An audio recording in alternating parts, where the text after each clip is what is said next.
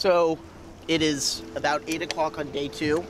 We got some good rest, and we wake up and we look around and there's just breezing yells all over the cove, mixed in with bonita. Me and Thomas just kind of charged out first thing, and he hooks one right off the bat. There's bonita everywhere, yells everywhere, so figured we gotta go get the camera gear and get out here and maybe capture a little bit of this. It is really cool. Yeah, there's the main spot of them right in front of us, guys. Oh, Jeremy's on. He's in, he's bit. Oh, look at him. Oh, I saw your jig going through the water so fast right there. Oh, look at them all, look at them all. Dude, they're right on my jig. Oh, look at the size of that bone that was on my jig.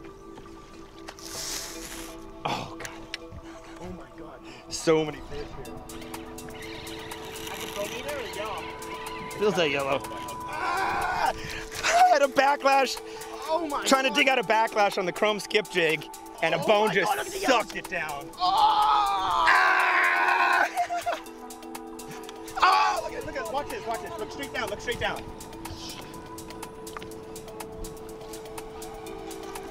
Look at the size of these bonita.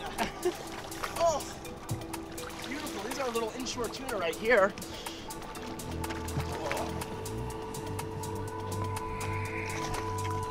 Little inshore tuna, the bonita variety. They fight really hard, man. I mean, that's a great like. And the bass! Look at the bass on it! Look at the bass! They're trying to take the jig out of his bass! mouth.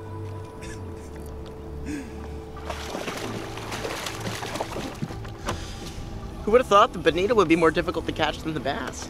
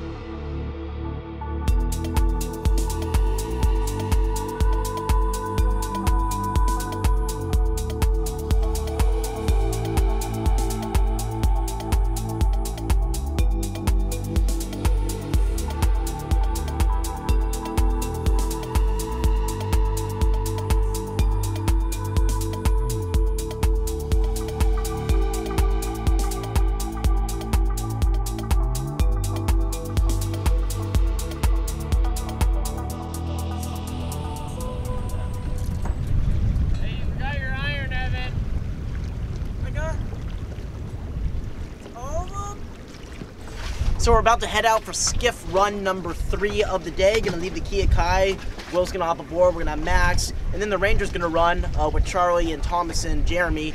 But boy, our first 2 skiff runs were really, really fun. Got a lot of calicos, probably somewhere in the vein of 50 or 60 calicos between the 2 of them. We're all in a really small area, and we really weren't targeting them all that much. We wanted to catch the yells, which made a really strong showing on our second skiff run of the morning. Coming up under the birds, mixed in with the bonita, eating the surface iron, eating the swim bait, all catch and release on a nice grade of 10 to 20 pound fish.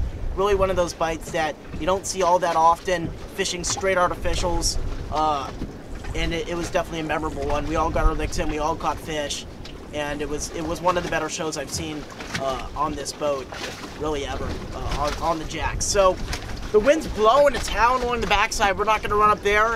We're gonna just work through Pyramid like we've been doing this entire trip. Run up to the front side a little bit, catch some calicos, look for those yells again. If we can find them, we're gonna catch them, and just continue on. The trajectory's been really shooting skywards. The fishing's been really, really, really good this trip, and we are so stoked to be out here in the Kia Kai, which is just such a fantastic platform for us to hop off on, eat some lunch, recuperate, get out of the sun, looking over the footage that we've been capturing, and then being able to just jump back on the skiffs and whack them again whenever we please. You can't beat it. You cannot beat it. So hop aboard, let's go fishing.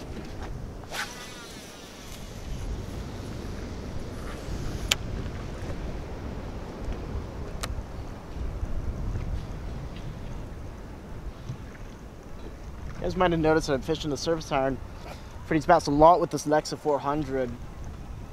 It's a bait casting reel by definition.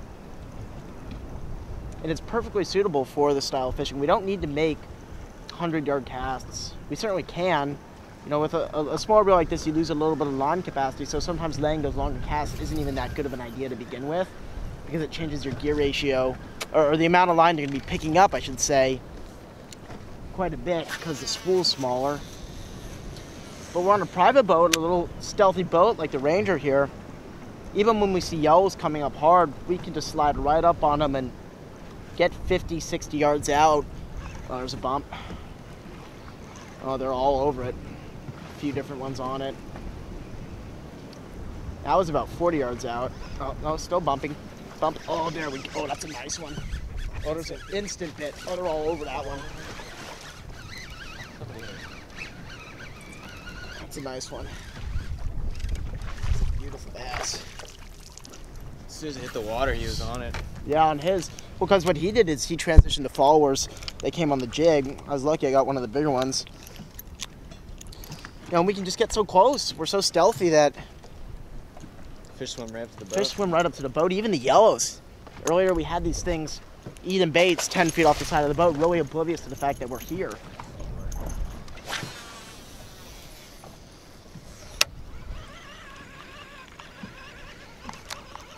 So having this lighter bait casting reel, you get such great castability. Can they really accurate casts? You don't get really any bird's nests. Not that we get that many throw in the Trinidad and stuff, but you can bring that level down to almost zero. And fishing on a little bit of a shorter rod, this is a 7119P Cousins Greg Silk Series rod. It's designed to fish freshwater swim baits, and it's got a little bit of a slower action than a lot of the faster action rods we're fishing. So the fish really load onto it well. You don't pull the hooks on very many fish, even big fish. I've actually caught an 11-pound calico on this exact setup right here, throwing a jig. You don't need a 10-foot rod either. Again, the fish aren't 150 yards out. On a sport boat, they're not, the yellows and even the big bass, are they necessarily going to charge the boat when you're set up here and eat baits 10 feet from the boat in any normalized way? Not necessarily, no. But they're definitely going to do it on the RAZE Ranger. We'll have instances when these fish literally bump their heads on the side of the boat. You can hear it. It's like what just hit our boat? Oh, that was a calico. You just didn't see it. Especially if you have a blue wrap now. Boat looks like the sky. Charge up and eat the GoPro. Eat the GoPro too? I don't know what the GoPro looks like. Maybe a crab. Maybe a crustacean of some sort.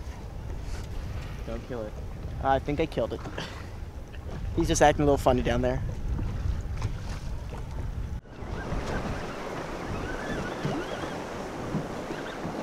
Nice one. Yep. Good fish. Real nice one. Oh. There you go. There's a beautiful bass right there.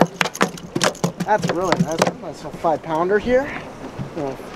High fours. There's a couple fish on that one, Will.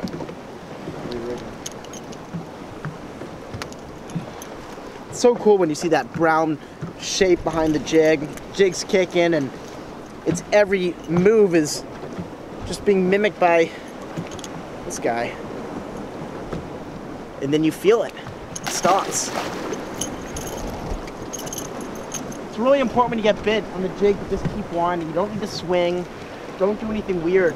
Just keep steady tension on the line for two reasons. First of all, if the fish just bumps or it doesn't stick or falls off, your jig's going to instantly get right back into kicking, and you're going to get the follower. You're at least going to have a shot at any potential followers.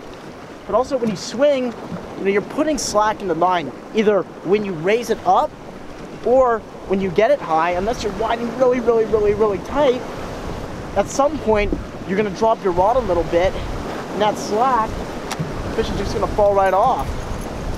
But steady pressure. You can see those teeth marks.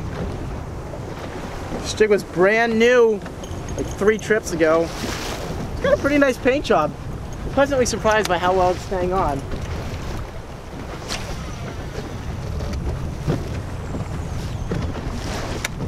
Right into the zone. I just want to see that 8-9 pounder just nom nom nom nom nom nom nom. Nom nom nom nom nom. Ah, nom nom nom nom nom is right. It's not an 8 or 9 pounder, but it's a nom nom. stand by. There's followers on him too. Just cast right. Yeah. Another nice fish. Not giant, but it's a nice one. Other than that thing. Oh yeah, beautiful colors, beautiful orange fish. Beautiful, beautiful flank. I love you. I love you, best. All right, boys, another day in paradise. You ready, Will? Let's do it. Day 3. We're gonna do a little bit of fishing this morning before we head back for Newport Beach. Boy, it blew yesterday, and rumor has it it's gonna blow today, but we had great yellowtail fishing yesterday morning, great calico bass fishing yesterday morning. We're gonna go try to do it again today. Alrighty.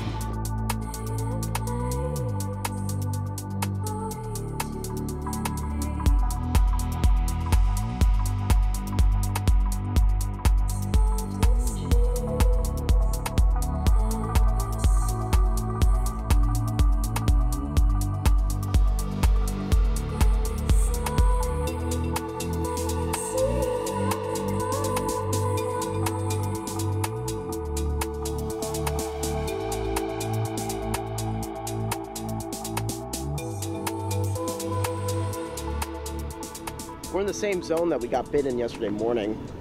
It looked like a boil on the outside there. Almost the same time. Actually, oh, I got bumped.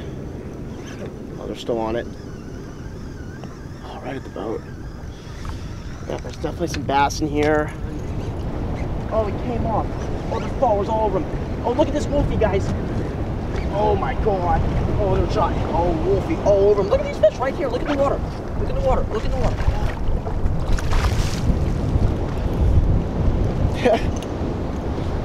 You go into little spots of them and make a dozen casts, 20 casts, and I get bit. And you get one, and here they all come. I swear you just have to trigger one. If you trigger one, they'll all come. It's been such a mix. Calicos, yellows.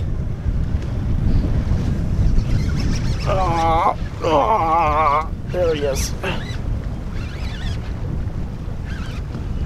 Breathe around a little bit. Might be a bonita. It's probably bonita, but that's a good sign. Seems like the bonita have been with the yellows, so. Get. Come on, you son of a gun. Oh, buddy. I just gotta get him off. Ah! Turn your head! Turn your head!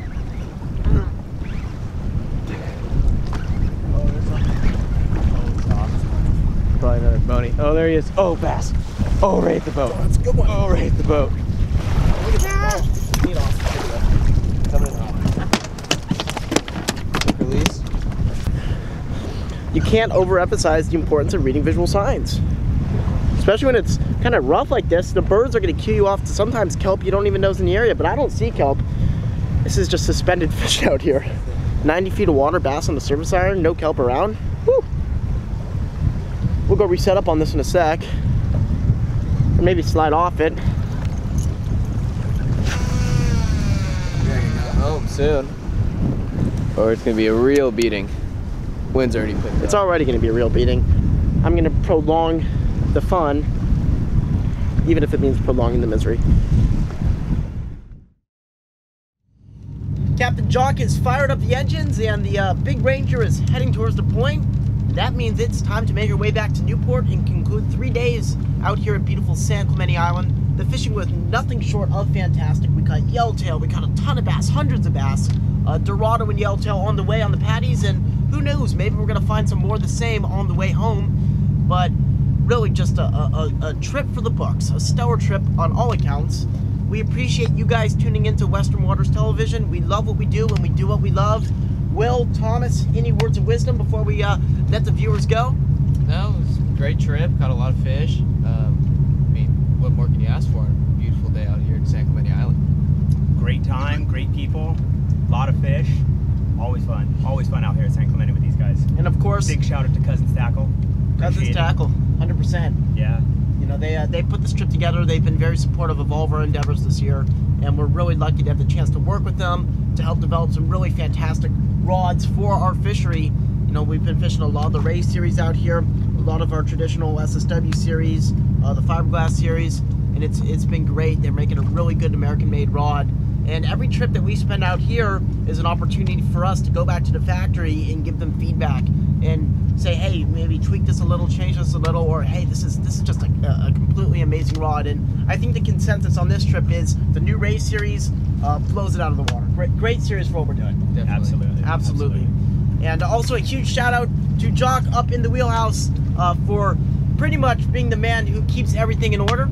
He's kept the Kia Kai on the pick here in Pyramid Cove for the last 2 days, and we've been able to side tie with him and hop off for snacks, lots of snacks, and some much needed break from the sun.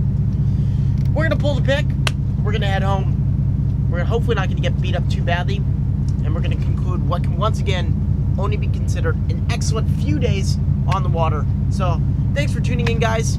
I'm Captain Evan Salvay, Will Derrick, Thomas. We'll see you on the water. When I lost sight of who I am,